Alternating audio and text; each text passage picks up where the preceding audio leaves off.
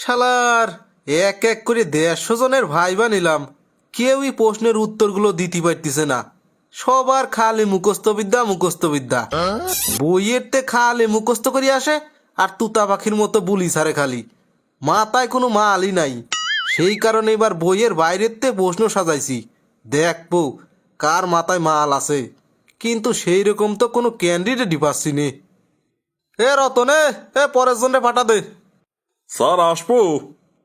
আরে হ, আসি বসি পড়েন তো, আর ভাল লাগতেছে না, মেলা ক্লান্ত হয়ে গেছি। আচ্ছা বলেন তো, কোন মাসে একজন মানুষ সবচেয়ে কম ঘুমায়? স্যার ফেব্রুয়ারি মাসে, কারণ এই মাসে দিন সবচেয়ে কম থাকে, তাই স্বাভাবিকভাবেই এই মাসে কম ঘুমায়। হ্যাঁ, সঠিক উত্তর। এবার বলেন তো, চীনের মানুষ জাপানের মানুষের থেকে বেশি খায় কেন? এটা তো খুবই সহজ স্যার, কারণ জাপানের তো চীনের জনসংখ্যা অনেক বেশি। হ্যাঁ ঠিক আছে, এবার পরের প্রশ্ন। আচ্ছা ধরেন পাশাপাশি 3টি ঘর আছে, তার ভিতর তোমারে একটি ঘরে ঢুকতেই হবি। প্রথম ঘরের ভিতর দাও দাও করে আগুন জ্বলতেছে, আর দ্বিতীয় ঘরে বন্দুক হাতে অপেক্ষা করতেছে একদল হিংস্র ডাকাত, আর তৃতীয় ঘরে আছে 5টা সিংহ যারা 3 বছর ধরে কিছুই খায়নি। তাহলে এবার বলো, কোন ঘরটা তোমার জন্য নিরাপদ হবে? এটা তো খুবই সোজা স্যার, আমার জন্য তৃতীয় ঘরটাই নিরাপদ, কারণ 3 বছর না খাওয়া সিংহগুলো নিশ্চয়ই আর বাইসে নাই। বাহ, অসাধারণ উত্তর। আচ্ছা এবার বলেন তো, এভারেস্ট আবিষ্কার হওয়ার আগে পৃথিবীর উচ্চ শৃঙ্গ কি ছিল? স্যার এভারেস্টই হবি, কারণ তখন তো এভারেস্ট আবিষ্কারই হয় নাই, মানুষ তো আর জানতো না এভারেস্ট বলে কিছু আছে। গুড। এবার বলেন, এমন কি জিনিস যা আমরা খাওয়ার জন্যই কিনি কিন্তু খাওয়া হয় না? উম, উম, স্যার খাওয়ার প্লেট। আমরা তো খাওয়ার প্লেট খাওয়ার জন্যই কিনি, কিন্তু প্লেট তো আর কোনোদিন খাইনি। বাহ, দারুণ দারুণ। এই লোকটারই তো দেখতেছি চাকরি পাওয়ার সম্ভাবনা বেশি। দেহি আর কয়টা প্রশ্ন করিয়ে দেহি, যদি ঠিকঠাক উত্তর দিতে পারে তাহলে এই লোকটারই চাকরি দেব।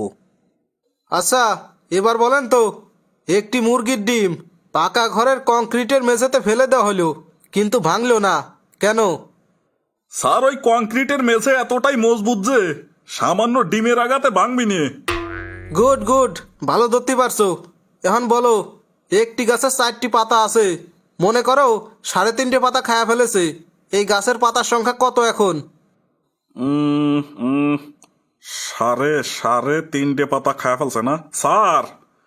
সার বলতেই গরুকে বুঝানো হয়েছে, আর সারে মানে গরুতি যদি 4টে পাতার ভিতর 3টে পাতা খায় ফেলে, তাহলে বাকি আছে স্যার একটা পাতা। বাহ বাহ, চমৎকার উত্তর, চমৎকার। আচ্ছা এবার বলেন তো, 99 টাকা নিয়ে বাজারে গেল এবং 90 টাকার বাজার করলো, তাহলে তার কাছে আর কত টাকা আছে? স্যার এখানে নীরা বলতে একজন মেয়েকে বোঝানো হয়েছে।